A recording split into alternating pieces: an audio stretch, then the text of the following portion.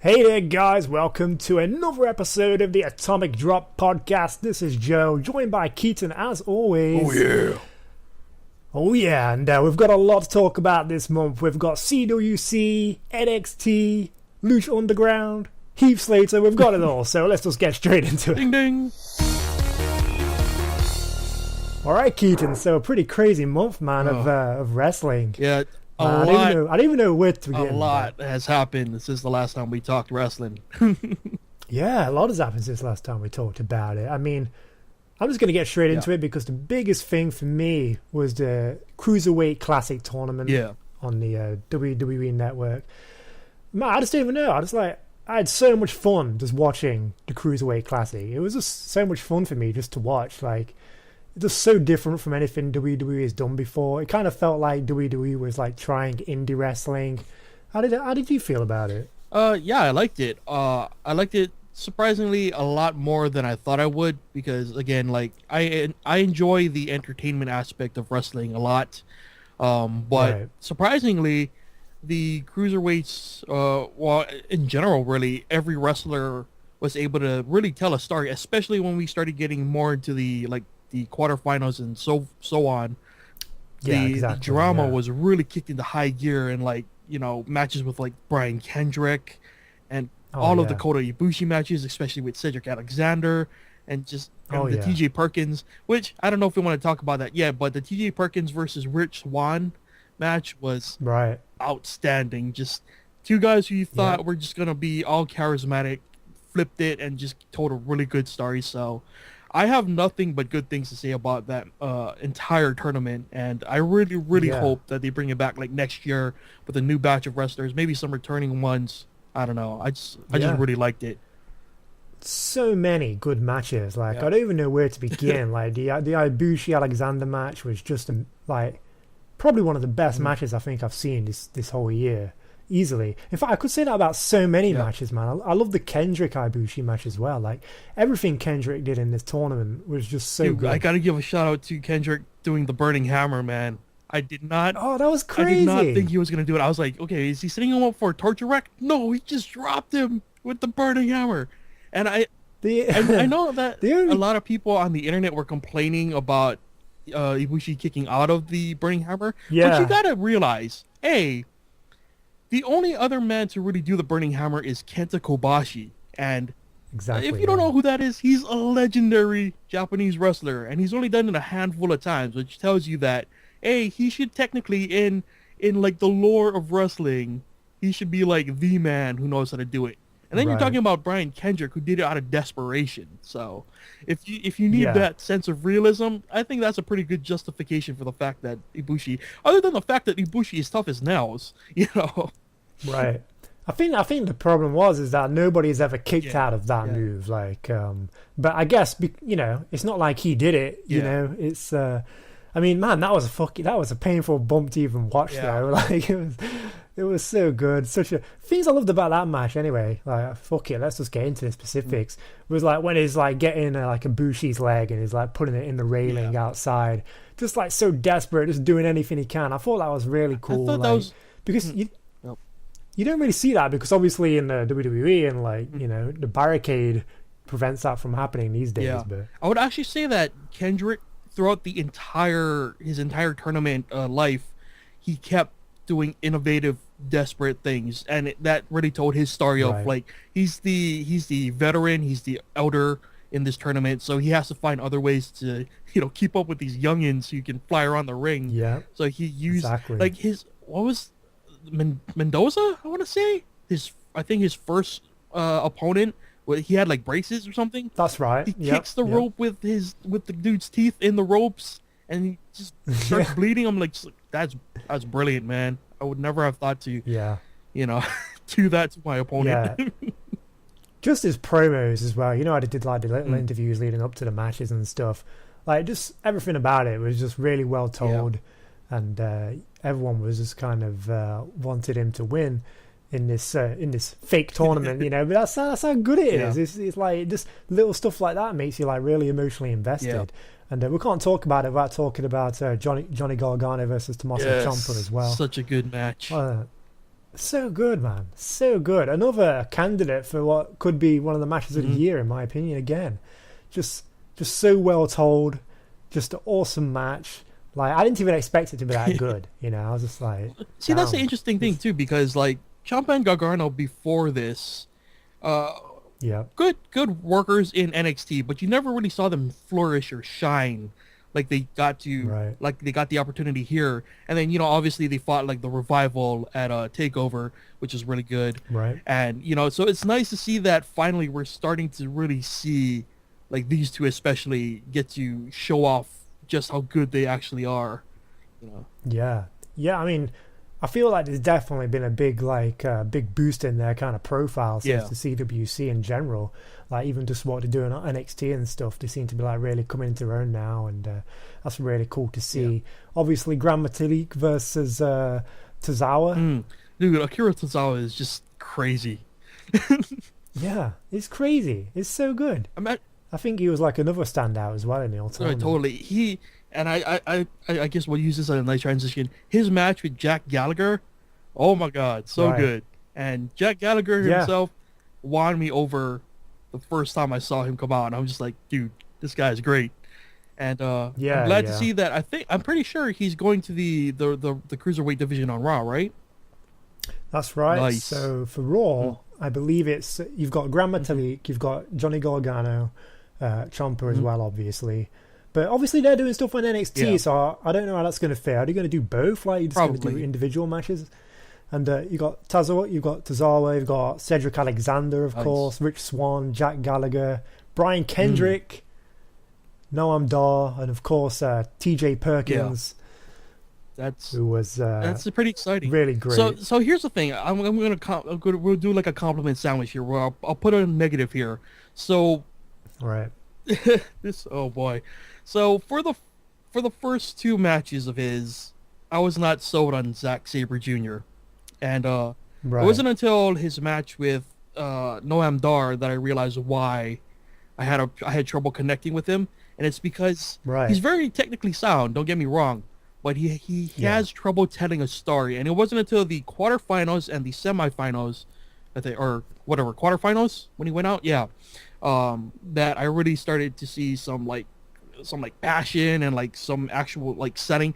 Like his first two matches, I felt like it reminds me of like a kid trying to wrestle, where he's like, he gets put in a headlock. He's like, nope, I got out of that headlock.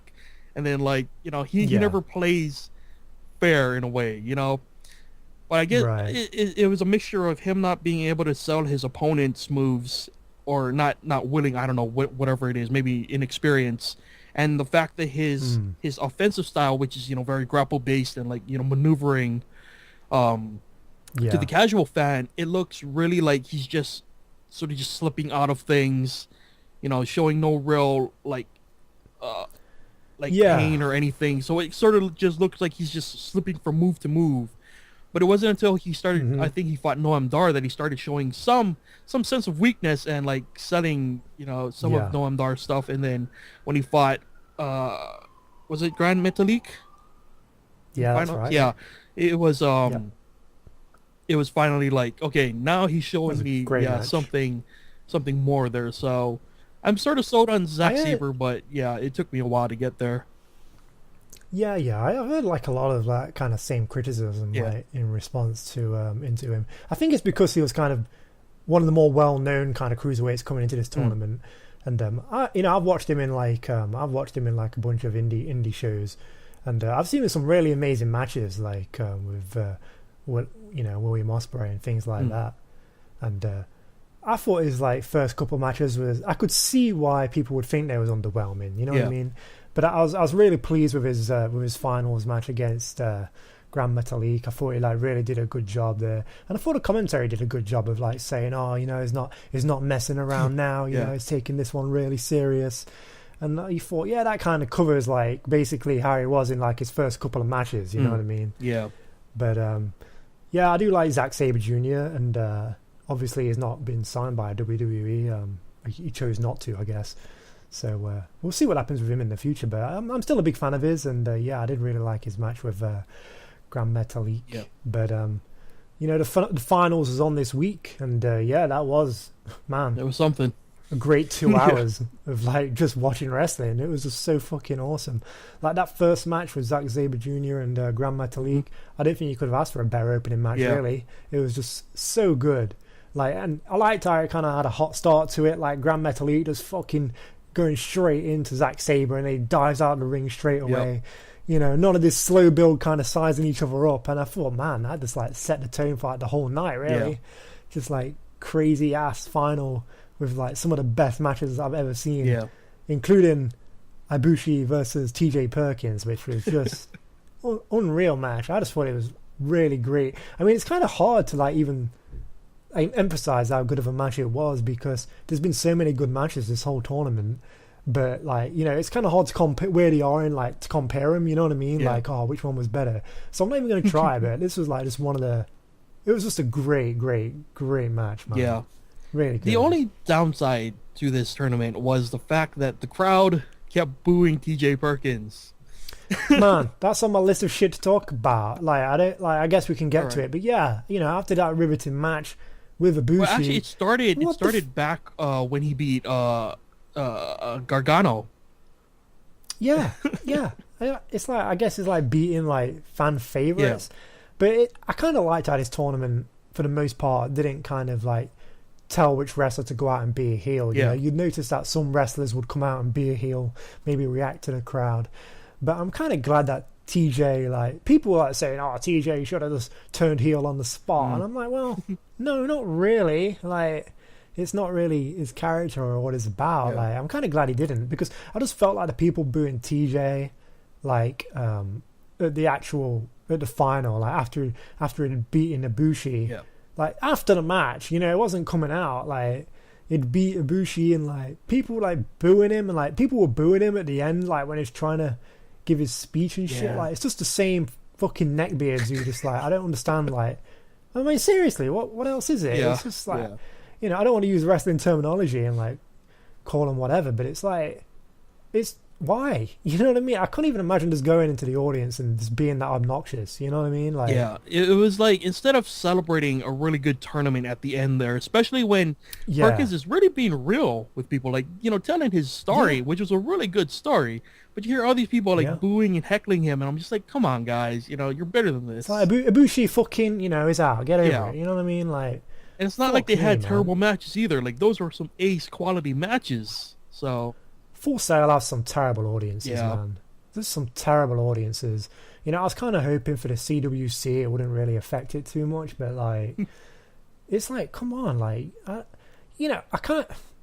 don't like seeing people complain about audiences when they're having a good time or whatever. Sure. It's kind of the mentality where you pay your money, you can do what you want, but I kind of draw the line when it's like, it's not like, when you're not really kind of getting the wrestlers over, or you're not really like being towards the show. It's like you're trying to get yourself over, if that makes sense. It's like you're just trying to ruin the moment for like what purpose? It's kind of like the post WrestleMania crowds when they're like, if they're upset with what happened the previous night or whatever, they kind of disrespect the talent in the ring, and they'll just like start a wave or do something that doesn't engage the actual show. It just is just like, hey, we're the audience and we're doing wacky things, or we're doing things that crowds usually don't do, and it's kind of like, all right, we're trying to enjoy the show here, and you're kind of ruining it for everyone else. And you could actually take what we're saying now and apply it to even like Roman Reigns. You know what I mean? Like, I've personally got nothing against Roman. Like, just booing him now just seems to be the thing to do, I guess. But when it's something like the CWC, and like he's got fucking massive welts on his chest, he's just fought 2 matches, like, and you're booing him because he's won, and like, it's not because he's a heel, or it's not because he did a shit job at wrestling. Like, far from it. It was amazing. The whole tournament was amazing. Like, I don't get it, man. But I could complain about wrestling crowds. I mean, who am I to judge? I guess I'm sitting here complaining about certain things as well, but I'm not in the audience booing TJ. I just think it's a time and a place. You know what I mean? I don't know. So I mean, in general, CWC was great. I think TJ Perkins going on to win the entire thing was great. I think he has a really good like sort of like success story. Yeah, I'm really happy for him. I'm glad to see that he's taking a Cruiserweight Championship to Raw. That is cool. The belt is beautiful too, man. Just when I first saw it, I thought, is that blue? like SmackDown blue? But no, it's CWC purple, which is even better. With some gorgeous silver plating. When Triple H was coming out, I was like, what the fuck is Triple H doing? Is he just gonna, is he gonna put himself over? What is it? I honestly thought, because they had an interview earlier on where they were really just blowing Triple H, like, on the commentary. Oh yeah. So I was just like, okay, is Triple H coming out just to hog some of the spotlight at the end? But no, I thought it was a pretty nice way to hype things up. It was kind of hyped it up, didn't it? Yeah. It really gave the finals something more, like a little bit more drama, a little more to lose, especially considering that both of these guys are apparently going to Raw. So, either one. Yeah, both going. Yeah, either one who was going to win was going to be the champion on the next Raw. So, and that's probably why Ibushi didn't win. Just because he's not signed to WWE. Yeah. And obviously Perkins can speak English, whereas Metalik can't. So I have to kind of think that's kind of factored into it a little bit. But, he does deserve it, man. He's like one of the better wrestlers in the tournament I found. And like, he's just been wrestling for so long, and he was in TNA and all that shit. Oh. And like, nice. Yeah. He kind of wrestled. Well, he wrestled under a mask, and like, there's been like this tweet going around where, he tweeted a long time ago, like when it was in TNA. Saying, I want to be TJ Perkins in TNA, but it's not up to me, sorry, kind of thing, in response to a fan. And like Josh Matthews, good old Josh Matthews, the social media extraordinaire himself, tweeted at him like saying, just go then if you don't like it, just go. He went. Just go. And guess what? People was tagging that fucking tweet of Josh Matthews and then him there with the CWC new Cruiserweight title, and he's like, well, guess what? He fucking went. Like, wow. It's so good, man. Josh Matthews is annoying as fuck, dude. Like, I used to like him on Tough Enough. When he was like, because he actually came through Tough Enough, didn't he? And he was like, going to be a wrestler. I really liked him on that, and I liked him like when he was with Tim White, doing the deaths like suicide storyline back in the day in WWE. But like ever since, he just seems really bitter ever since he's gone to TNA, man. I don't know what it is, but I don't want to harp on about it. That's typical. Ex WWE talent these days. Everyone's bitter. Kind of, yeah. Like, on that note, why is Ryback changing his name to Ryback? Can someone answer this to him? Like, what? I don't know. Apparently, I don't know. I guess he thinks he's Warrior or something. Yeah, like, well, no Ryback. Just don't. Anyway, we got too much to talk about ex WWE people. So what next? What's next on the docket? Well, I do actually want to touch on a little bit. I know we've been fucking going on about CWC, but let's talk about Monday night on Raw, because they are going to Raw. What do you expect to happen here? Do you think... I mean, I'm kind of disappointed we're not going to get the amazing commentary team of Mauro and Brian. They did a really good job. We're going to have to put up with Cole. At least Corey Graves knows what he's talking about, so hopefully he can put him over. But what do you expect? I mean, do you expect good things? Or? Yeah, well, I don't know. So, here's the thing. Like... I guess we'll talk about main roster stuff a bit. So, I think that the draft is probably the best thing to happen to the WWE in a while, at least for the main roster's sake. It's revitalized things, at least, new people doing new things. Yeah, bit different. I want to hope so hard that Raw will treat the cruiserweights with respect. Like, I think my ideal thing would be maybe 2 cruiserweight matches with ample time or enough time to let these guys shine. Something similar to the Divas thing, but maybe not as better. Well, how the Divas usually have at least 2 matches on the card.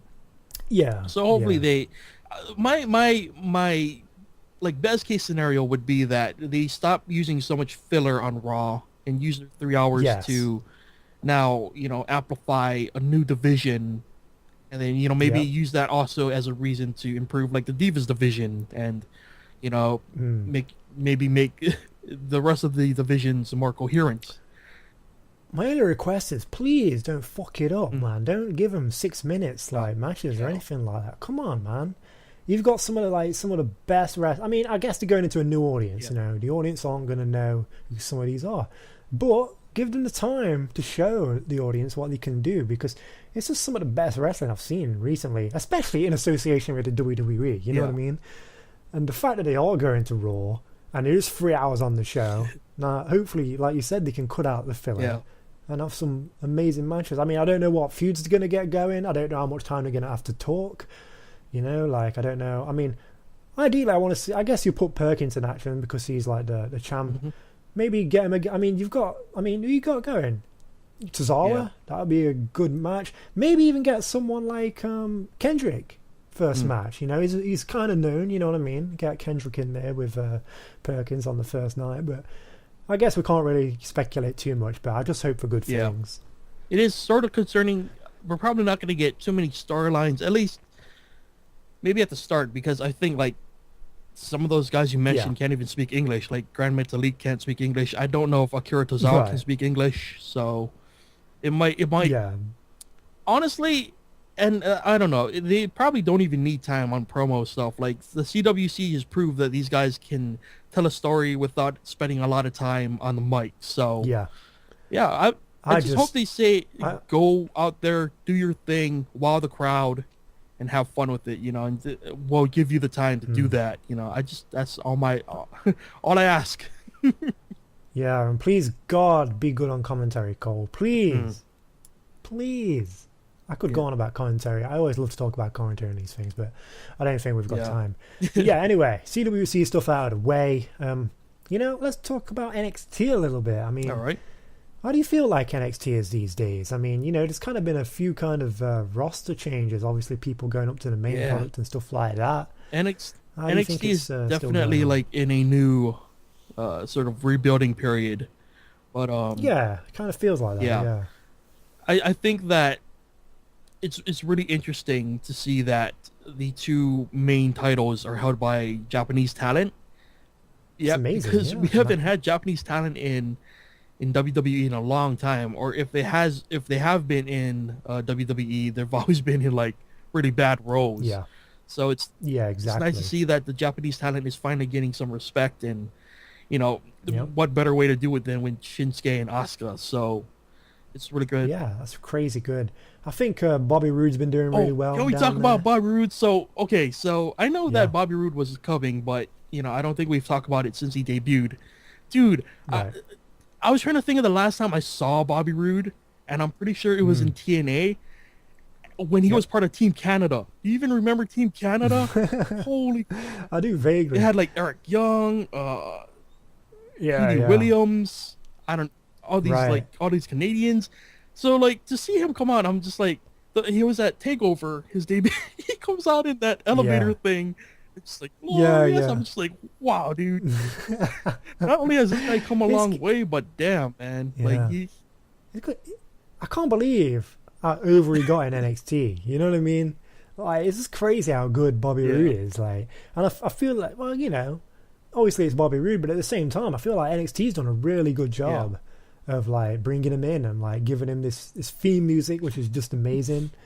You know, like everything about Bobby Roode is pretty hot right now. Yeah. Like, be really cool to see him get some feuds going. You've got people down there like No Way Jose as well, who's I love No Way Jose. I think he has a lot of potential. Yeah, it's really fun, man. And obviously you've got kind of the Samoa Joe Nakamura feud still going. Dude, can we talk about Samoa Joe? Like last week he was on commentary. Yeah. Oh my God, so good. Like you could see like his portrayal of just a bottle of emotion. He just doesn't know how to deal with it, and then it culminates in just a massive beating the week after. It's like, wow, dude, this is great. Samoa Joe is top tier, man. Yeah, let's talk about his past NXT, because like I loved it, dude. He was like doing this face. It like looked like he was doing a face turn basically, where he's like showing respect to Nakamura. And then, like, I actually fell for it a little bit. I thought, is this serious? Yeah. Like, did Samoa Joe, like, suffer, like, an injury? He's got to be out for a week or two or something? Or, like, I don't know what's going on. Like, maybe, you know, he'll start feuding with him again in a few months and it'll be a bit more respectful. Yeah, like, it was going to be a slow burn or something. Yeah. And then he just comes out and just beats the shit out of him. I was laughing so much. I was just like, oh, my fucking God. Like, I can't believe I actually fell for it. Like, again, though, we'll just say the crowd ruined that moment when Nakamura was being carried away on the stretcher. People on their phones, people not shutting up. It's just like, come on, man, just go with the segment. It'll make it so much better. There's always people on their phones. I feel like you just go so often because it is in like fucking Full Sail that it's just boring for them now. Maybe like, you know, let's just play on my phone for a little bit, but you know, whatever. But yeah, overall, you know, NXT is in this transitional period. I'm still enjoying it. Hideo Itami now does the GTS. Yeah, that was the amazing. The inventor takes back his move. Oh, so good. So good. Yeah. I want to see more from Hideo. Come on, give him a big time feud, man. Let's get it going. Because I want to see Joe on the main roster sooner than later, to be honest with you. Yeah. But it seems like Hideo might be going with as well. Aries soon. He might be having some kind of program with Aries. Yeah, that's right. That is what they're building to. Yeah. That should be a decent match. Looking forward to that. The tag division is still kind of going, you know. There's like new up the revival. tag teams. God damn, so good. Yeah, they are good. So good. I'm so glad they're feuding with, I guess, DIY now you call them, like Gargano and Ciampa. So, yeah, man, really good stuff. I mean, the women's division is definitely lacking right now, though. It is. I don't get it. Like, I mean, I don't know who can challenge like Asuka for the title. Like, I don't know.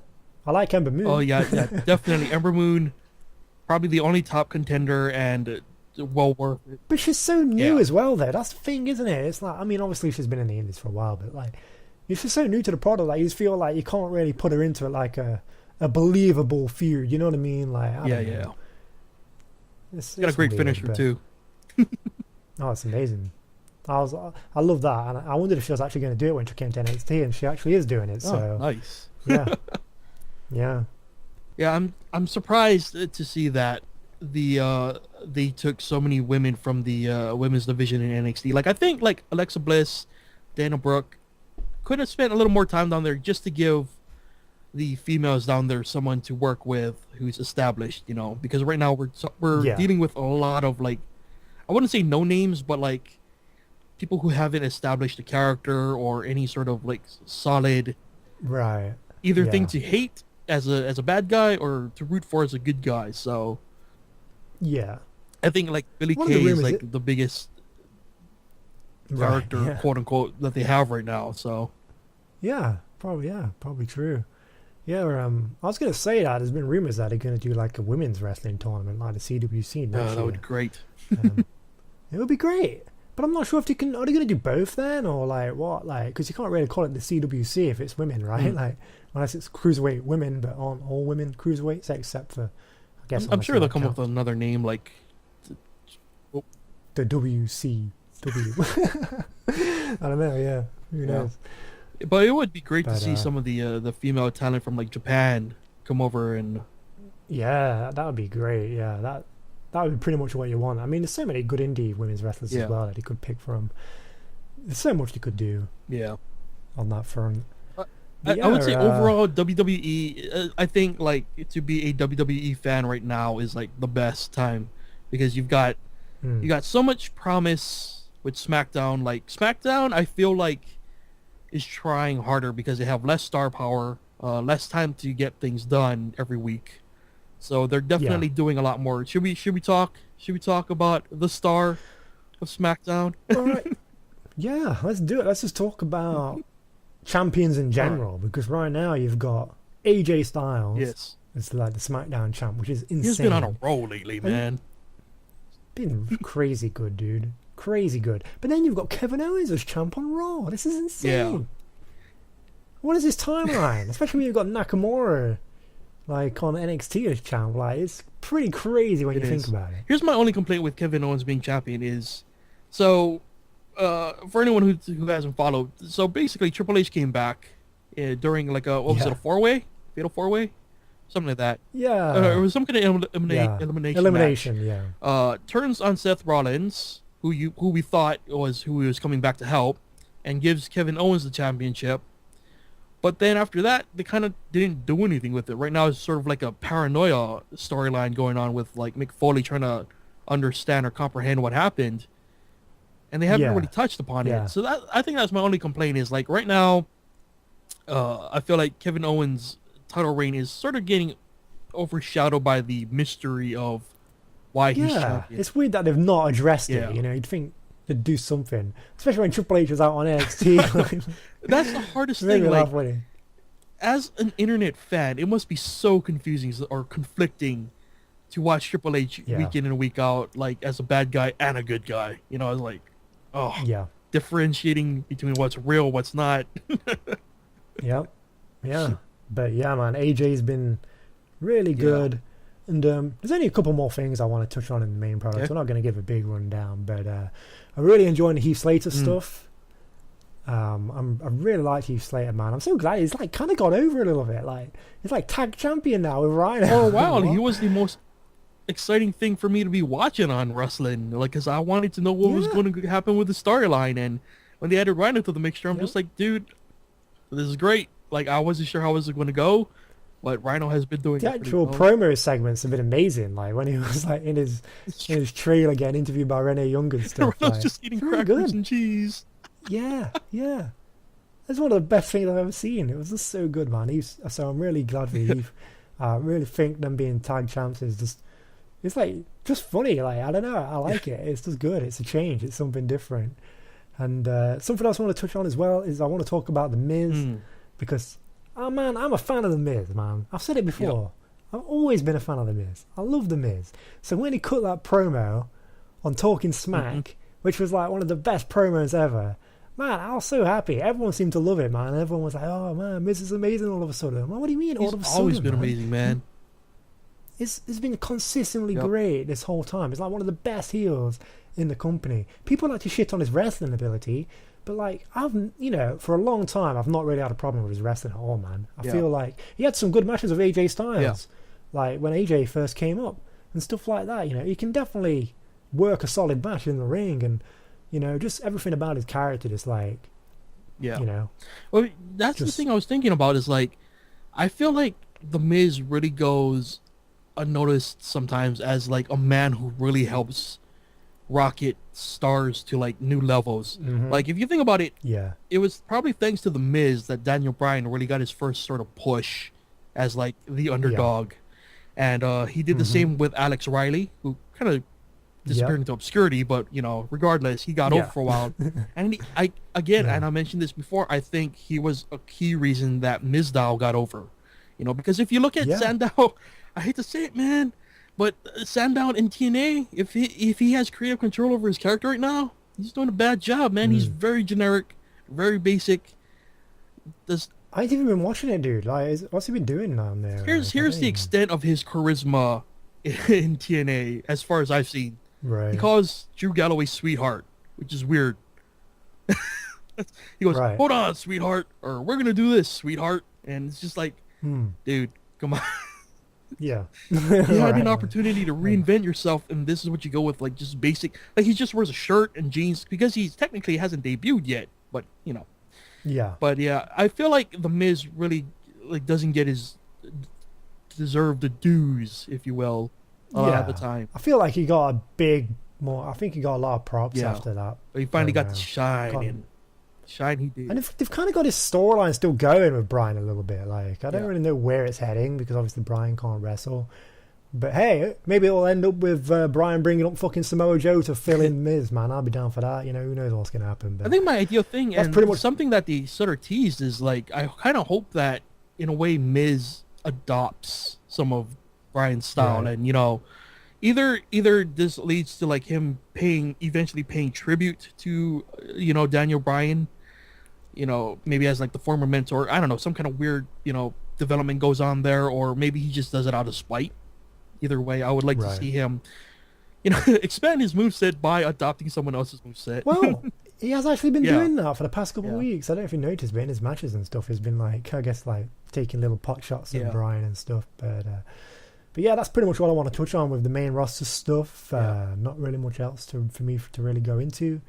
But yeah, man, anything you want to talk about with Lucha Underground? I know you watched that. Well, we got to talk about Lucha Underground. It's because, especially Lucha Underground, I think has done something that I don't think I've experienced ever watching wrestling. So, Prince Puma, we've talked about him before. I've talked about him. I've voiced my concerns. Ricochet.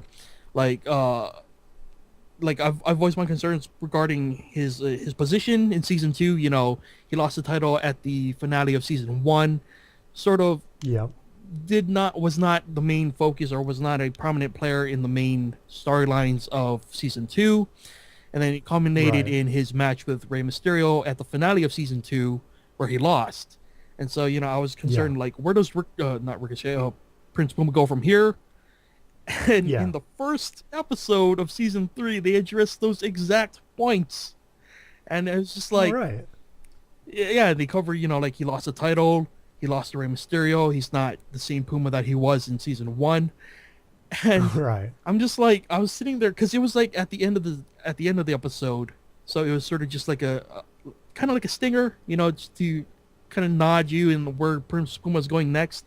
I'm just like, damn, dude, did I just like fall for like character development for 2 seasons?